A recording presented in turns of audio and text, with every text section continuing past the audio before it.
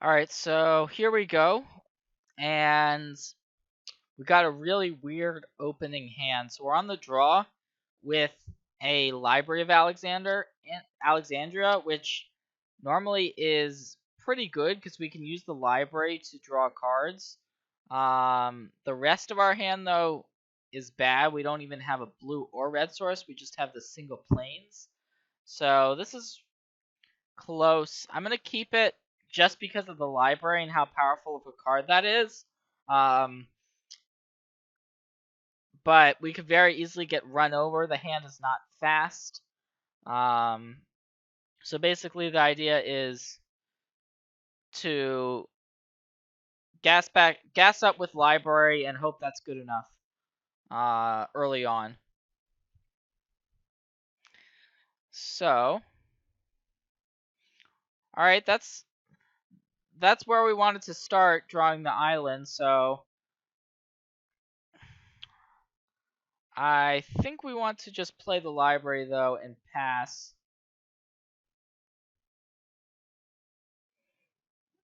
And it looks like our opponent is getting a little bit unlucky here. So we are going to draw a card. And there's a Mox Diamond. That's a great pickup. So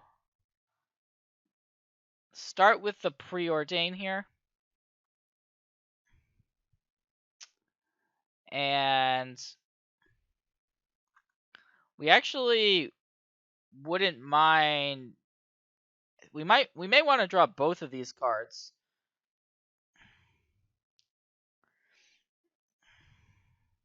Yeah, I'm leaning towards topping both. Sure, let's go with that.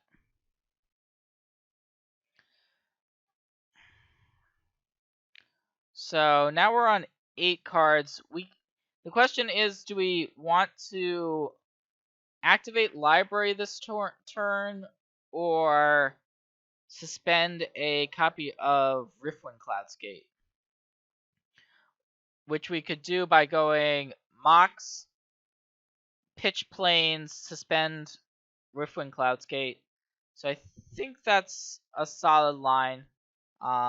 It does mean that we're kind of giving up on the library for now, but I think we're fine with that.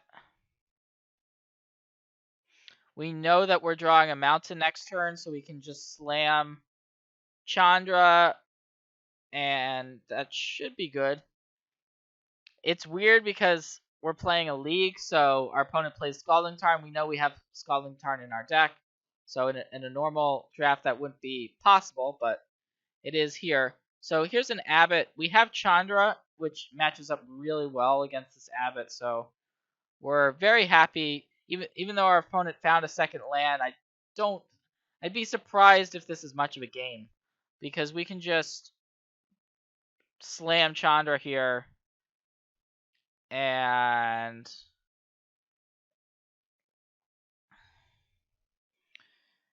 it's going to be really good. So do have to be worried about the double Chandra. Having 2 Chandras in play wouldn't be the best, but I think we're pretty far away from that being much of a worry. So the question is now, do we go upstairs with Chandra or we could 0 it? That's actually a pretty close call. I think we're fine with either option. Our opponent has yet to make any impactful play here. Not sure we even want to commit either of these cards, so I am going to plus the Chandra and pass. I don't think we need to do anything. The Sower we can play. If our opponent plays a creature, we can take it. Then if they kill the Sower, we can play Revelark and then potentially get Sower back with our Revelark. So now we got this Riftwind Cloudscape we can cast. And we're actually very close to ultimate in Chandra, so we're just going to go for that line.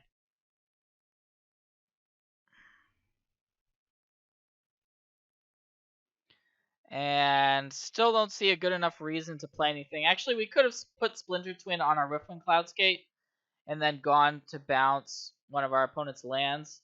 Didn't really think about that enough, but I think we're going to be fine.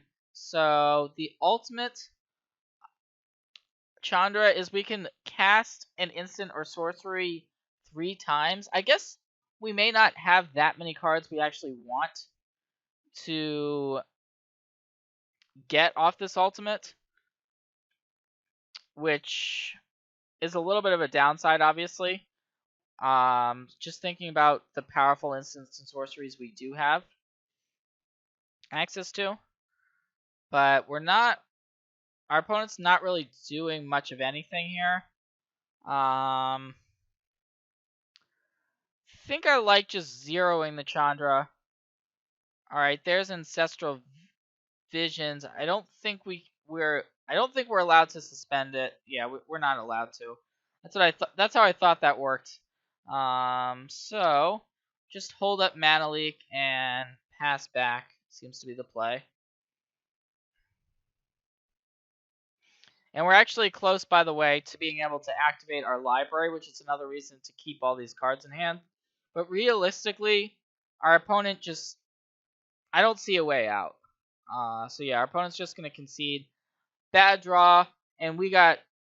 The first couple of turns were very good for us, and that pretty much dictated the rest of that game. Didn't really feel in too much danger, but we saw there the power of Library of Alexandria and Mox Diamond, 2 of our early picks. And then we didn't need to do much once we played the Chandra, and it was just pretty much over for our opponent at that point. So one thing that probably should have looked at more when deck building is if we do Ultimate Chandra Pyromancer, what instants and sorceries do we want to be copying 3 times, and etc., because that does come up. So we see the various options that we do have here. Our opponent didn't play too much, so I am just going to submit the same deck.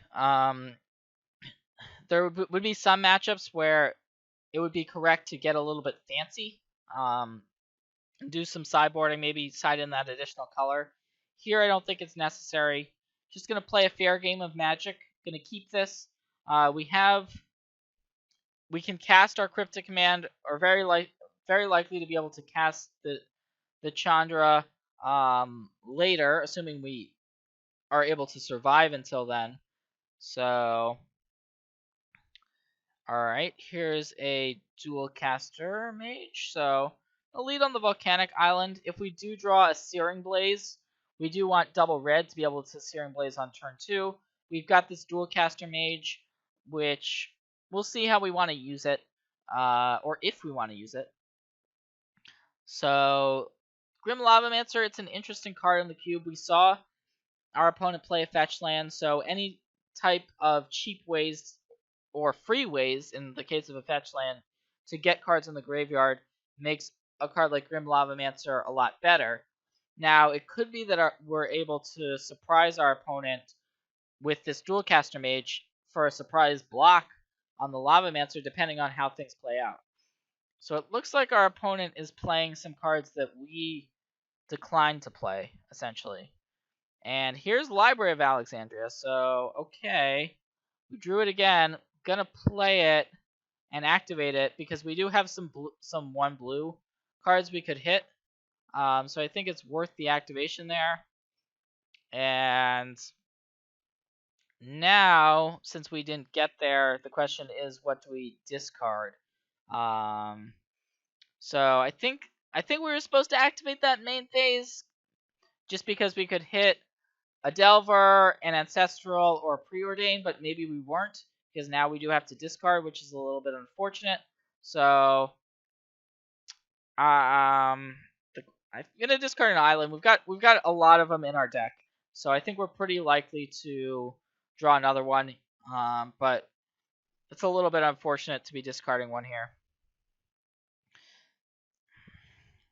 And we're most likely not going to be able to Cryptic Command on turn 4 because we do want to play this mountain and then potentially go Dual Caster Mage into Chandra. So, alright, it looks like our opponent has a very aggressive red deck now, at least after sideboarding.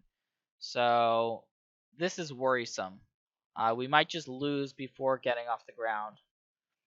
As this Kargan Dragon Lord, yeah, it's a real threat. Splinter Twin, not really what we wanted, so I'm going to play the mountain and represent this Dual Caster Mage.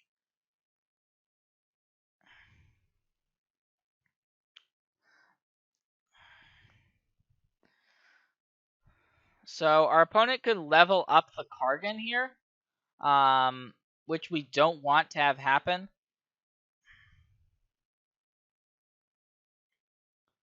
And yep, so that is what's going to happen, which makes sense. So our opponent's going to pump Kargan a couple of times here. So it's now going to be a 4/4 flyer.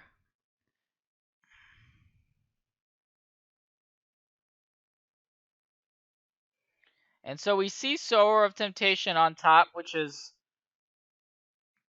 a card we're quite happy to see on top of our deck. I think we want to play the Dual Caster Mage here. And just eat the Grim Lavamancer if we can.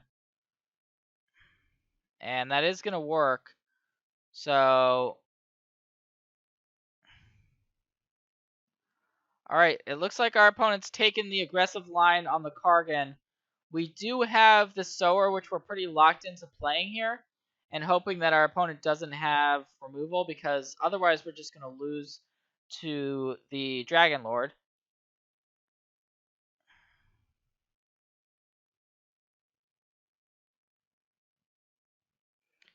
So, yep, we're just hoping that our opponent doesn't have a burn spell or something of that nature.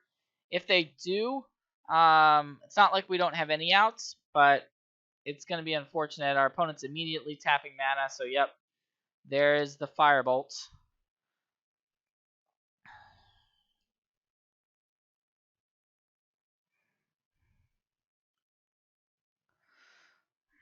So it wasn't clear game 1 that our opponent was this mono-red aggressive deck. It didn't feel like that. Perhaps some of these, a lot of these cards were in the sideboard, but our opponent must have just had a really weird draw last game.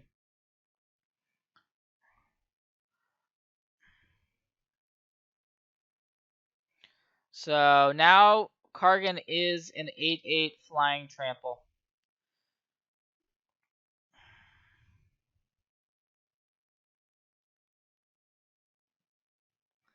And we'll see if our opponent wants to make this attack with the Goblin Guy. It looks like the answer is going to be no.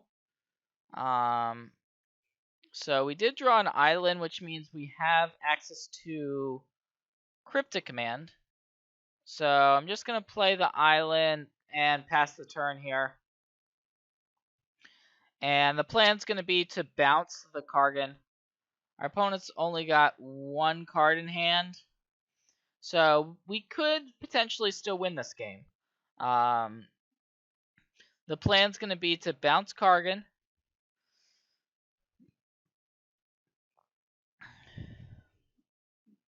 And it looks like our opponent's searching for a breeding pool. So that's a bit weird because it's hard to know exactly what this splash is for. Clearly, we're hoping our opponent doesn't have a counterspell or something in hand. Alright, here's a Firebolt. So what we can do about this, we can counter it if we want to and bounce the Kargan. Or we could let this resolve and then bounce Kargan, tap our opponent's creatures, which I actually think I like that better. So that is going to end up resolving, but just gonna play it now. So we're going to return the Kargan and then tap all creatures, tap all of our opponent's creatures.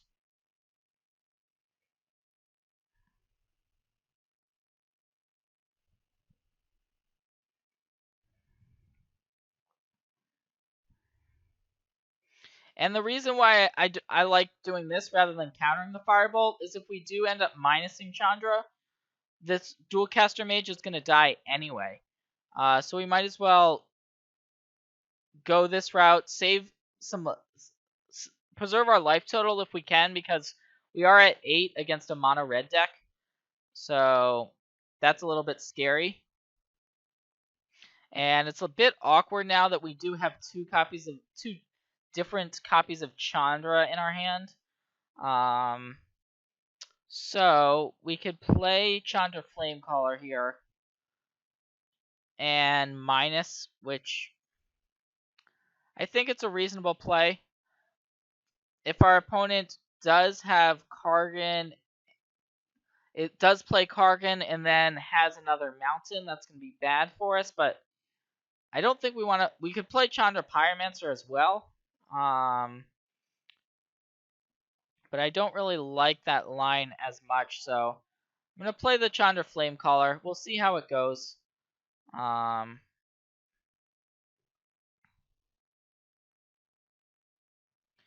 And we're going to -2 here to get rid of the guide and the pup. And now we've also got this Chandra Flamecaller, which we can plus and really clock our opponent. And it's a quick win condition, potentially. And we've got this dig through time so that we can dig for answers if we need them. Although it looks like our opponent found the mountain, so our opponent's probably going to level up the Kargan immediately here.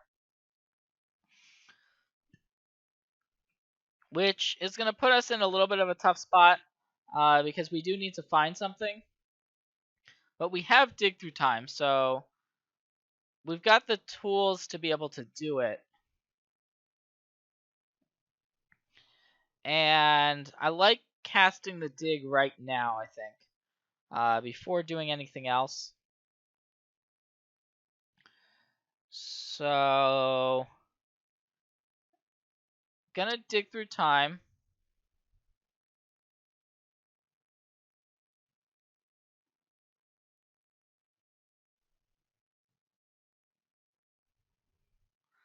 Alright, so we found Restoration Angel. Crater's Claws, actually, we could use to finish off the Kargan. So we definitely want to take that one. Besides the Crater's Claws, hard to say exactly what we want. So we can... We now had to exile our Sower, so the Revelark becomes less appealing. So I kind of like the Restoration Angel. So, alright, Crater's Claws and Restoration Angel. I like that. And it's possible we even go through our whole deck, so it's important to stack the rest of the cards with that in mind. And alright, this is the moment of truth, essentially. Hopefully that one card in hand isn't going to be too much of a pain for us to deal with. So we can Crater's Claws the Kargan for 3 here. And then we can finish it off by minusing Chandra. So we can deal the Kargan 1, keep our Chandra around, still have Splinter Twin, Chandra Pyromancer, and then the resto in hand. So we found one of our outs, essentially. And it looks like our opponent is mono red splash something.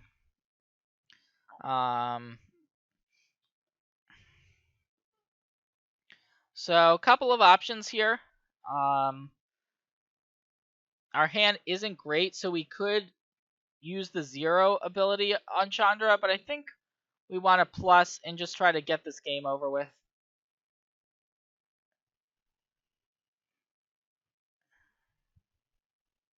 So we can flash Restoration Angel in at the end of our opponent's turn. And if our opponent does get rid of this Chandra, we do have a backup Chandra that's not quite as powerful, but still pretty good. And yeah, this Porcelain Legionnaire, we're not worried about it. Not at this stage.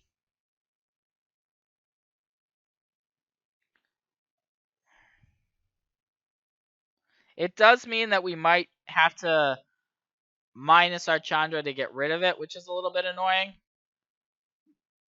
So yeah, I'm going to go ahead and go for that play.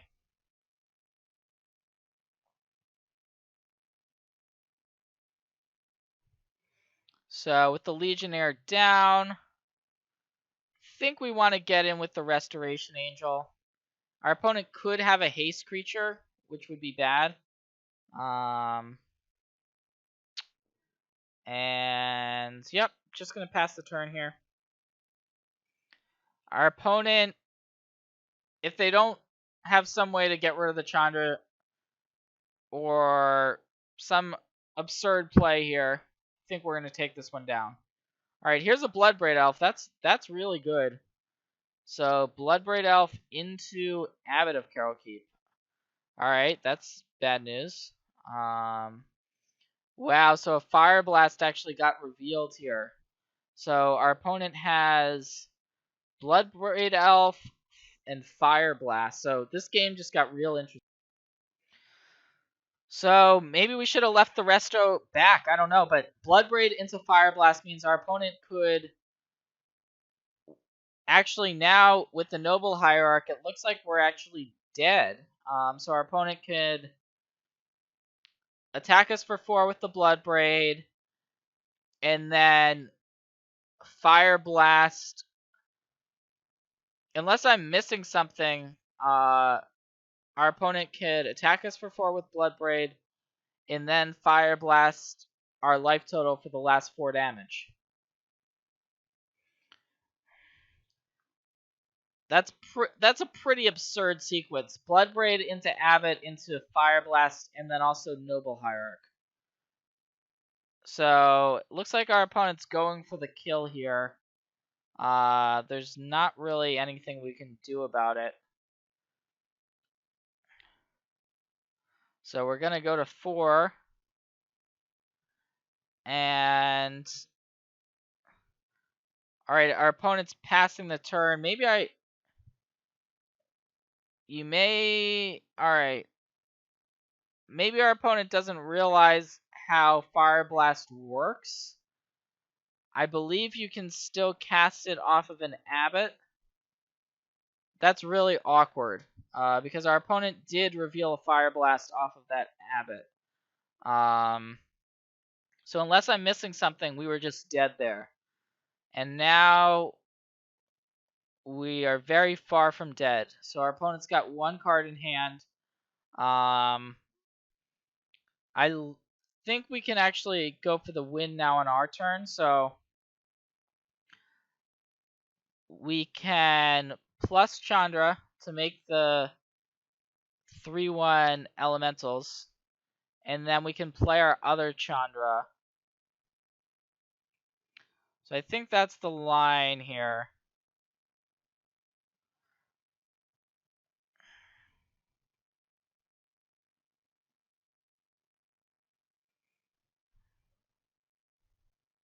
And then, yep, plus our Chandra, go after our opponent in the Noble Hierarch. And just gonna attempt to swing for lethal. This game has been crazy. Really, no comment, but that is gonna be the match. Wow, crazy at the end. I thought we for sure had it. That Bloodbraid Elf was really scary. Wow.